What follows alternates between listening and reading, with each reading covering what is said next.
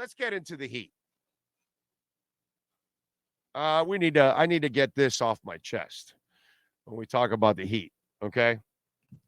I saw what happened yesterday with Jimmy Butler and his Jermaine Stewart look, okay? And for those of you that are too young, I hate Jermaine Stewart, by the way, when I was a kid. When I was an older teenager, obviously, Jermaine Stewart came out with a song, a ridiculous take that said, we don't have to take our clothes off to have a good time. Okay. He was spreading stuff that was just irresponsible. Okay. Because when you take your clothes off, that's when you are having a good time. Okay. I was not about that in the 80s, that Jermaine Stewart's trying to, prop up like having fun with your clothes on. What? No. No. And I'm telling you, he looks exactly like Jermaine Stewart. All right. It was funny. If it was meant to be funny, if it's not, it's still funny. But the funniest part of this all is that this is what you're talking about, not the failures of the Miami Heat. You know what I mean? And I get, what do you mean failure? They've gone to the Eastern Conference Finals 3 times out of the last 4 years. The finals, yes, they have overachieved. Eric Spoelstra is the best coach in the NBA, and that's, in my eyes, not even a discussion. Okay? I think Eric Spoelstra is amazing, dude.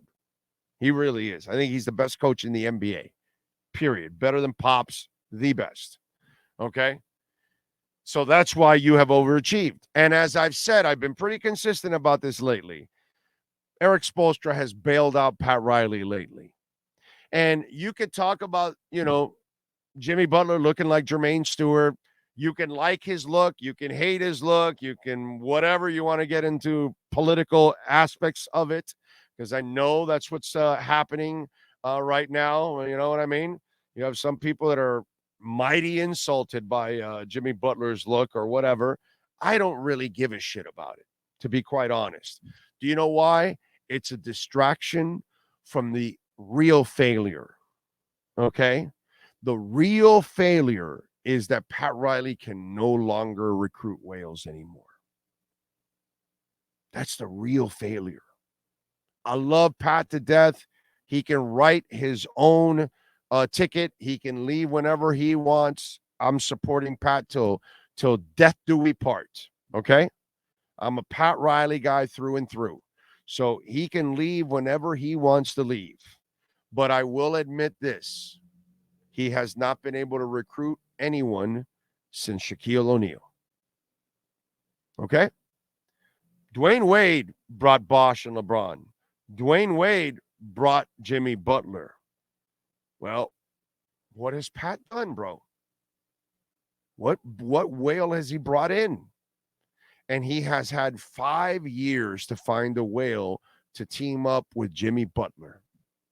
And he has failed for 5 straight years to get that whale. And please don't tell me Kyle Lowry, because I told you from the second they traded him that was a dog shit trade. It was a terrible trade by Pat Riley. And I love Pat Riley to death. I'm not firing Pat Riley. I don't want him to go anywhere, but because he has earned this right. But I will tell you this. I have pretty much no hope anymore for Pat Riley to be able to recruit whales. I don't believe he can do it anymore because the proof is there. It's been all Dwayne Wade. And you could not get 4 more years out of Jimmy Butler. That no one, not Popovich, no one does better than what Eric Spoelstra has done in 4 years. No one. No one wins a title with these guys, and no one, not including Popovich, would ever get to 3 conference finals and 2 NBA finals with this group the last 4 years like Eric Spoelstra did. Eric Spoelstra is the best in the business, but Pat Riley is not. And Jimmy Butler, people fed me all kinds of bullshit 5 years ago. Oh, no, Jimmy Butler won't have a problem recruiting another star. Well, guess what? Jimmy Butler can't recruit another star. No one is willing to come to play with Jimmy Butler. So Jimmy Butler can't convince anybody to come here. Pat Riley can't convince anybody to come here, and they can't make a move anymore.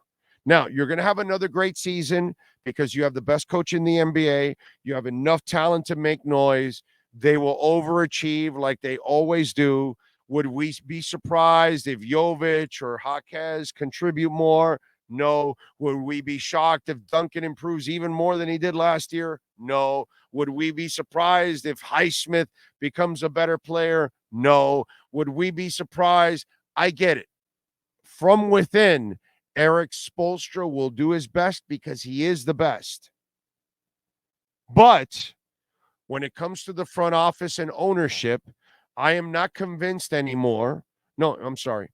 I am now convinced that one, the Arison family will not be anything like the Moss family, will not be anything like Stephen Ross, where they will spend and they don't care.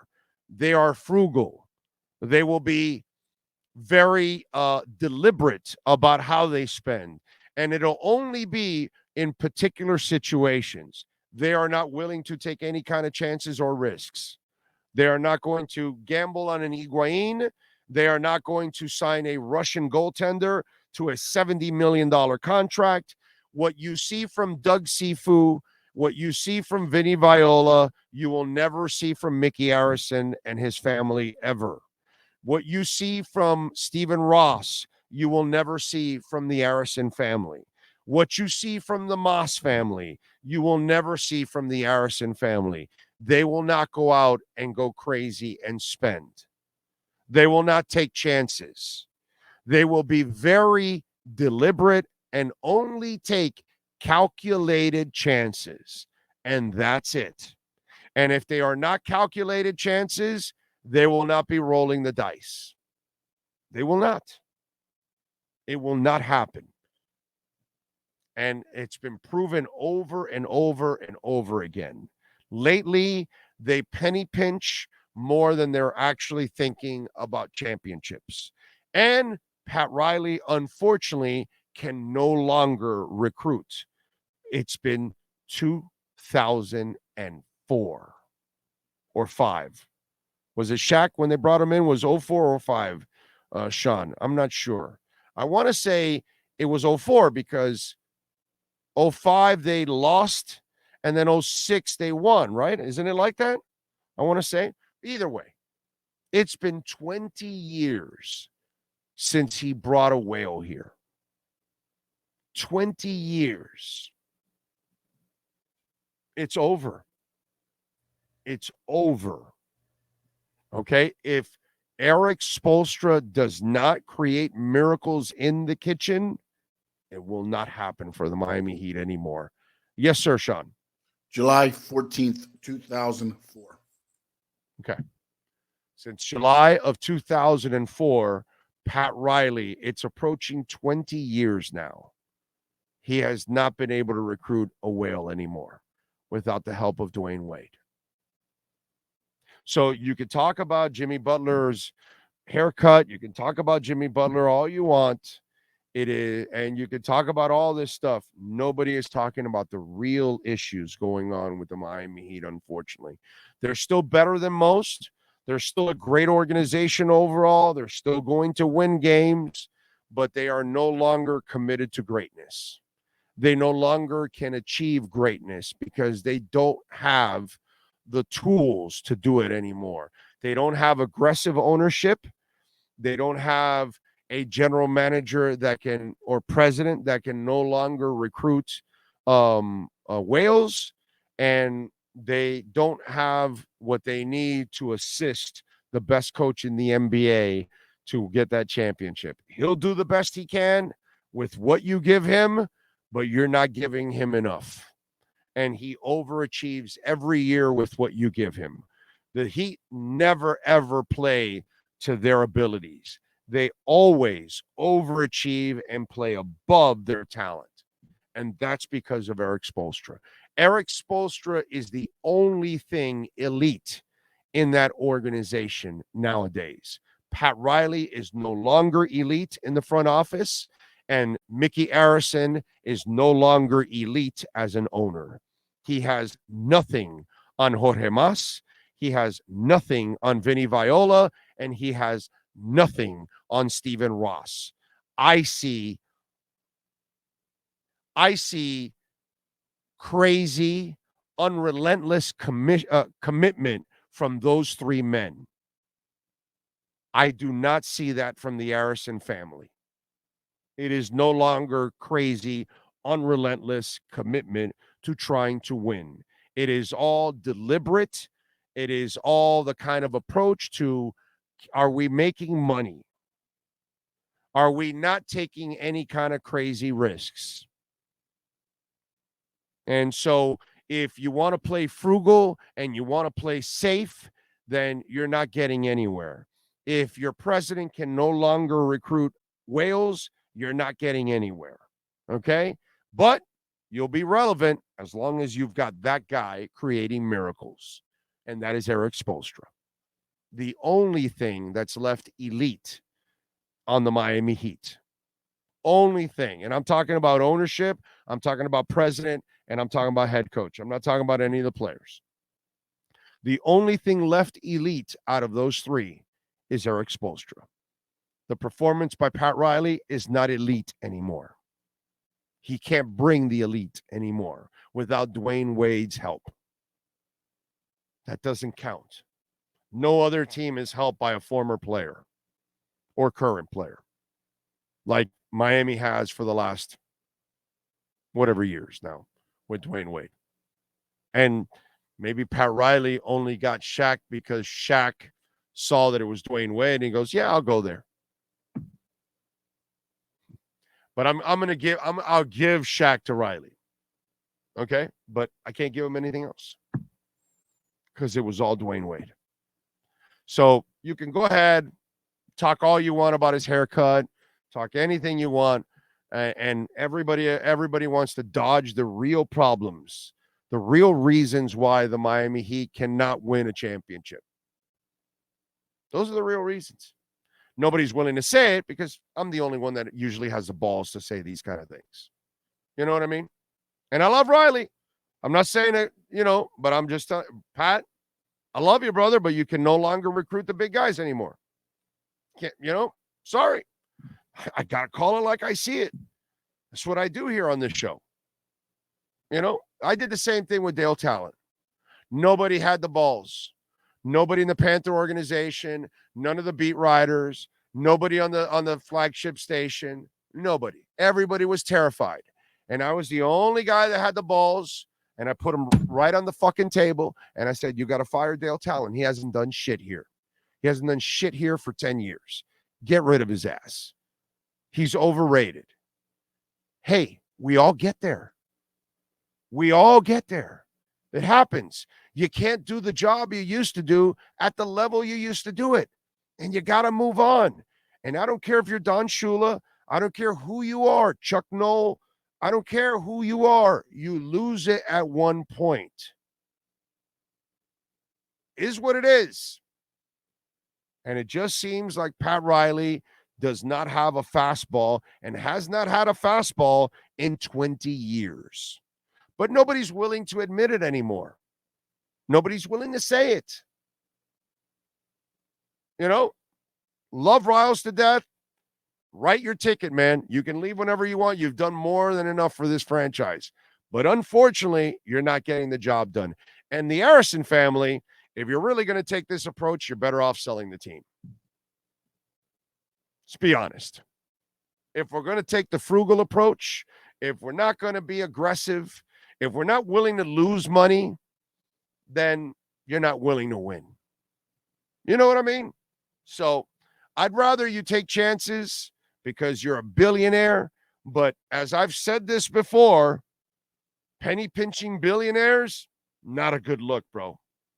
Not a good look. And I'd rip Stephen Ross and I'd rip Viola and Sifu, and I definitely would rip, who's the other one? Oh, the Moss family, if they were penny pinching. I don't see any penny pinching.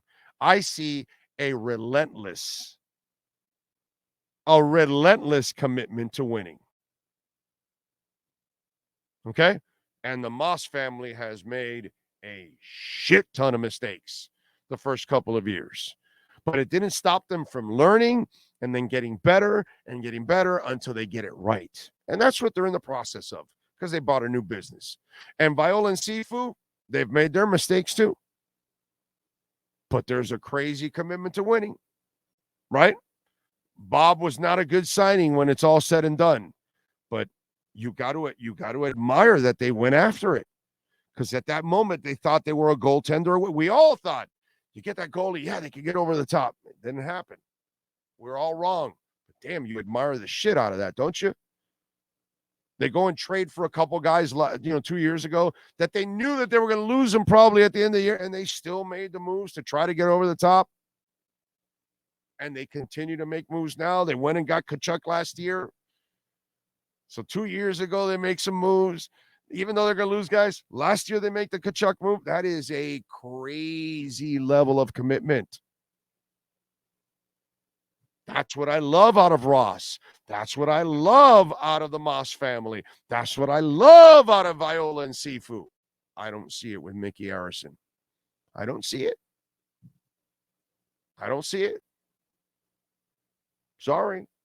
Too much penny pinching, too much worried about this. The Mike Miller stuff, even though Mike Miller was toast, so you're worried about a couple bucks and then you just piss off LeBron for the hell of it.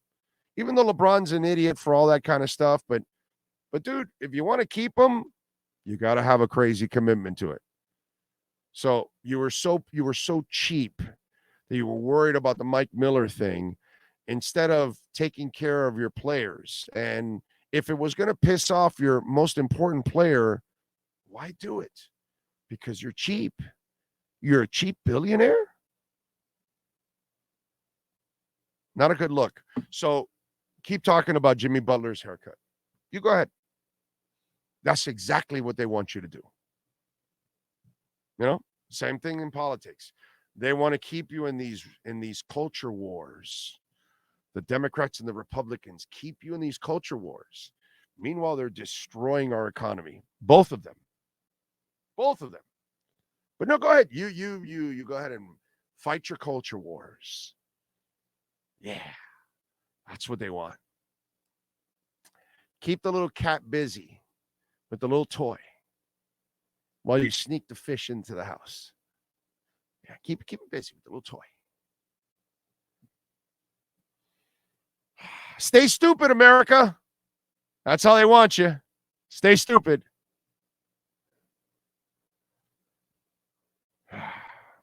So keep talking about Jimmy Butler's haircut. That's exactly what they want you to do. Don't focus on the real problem.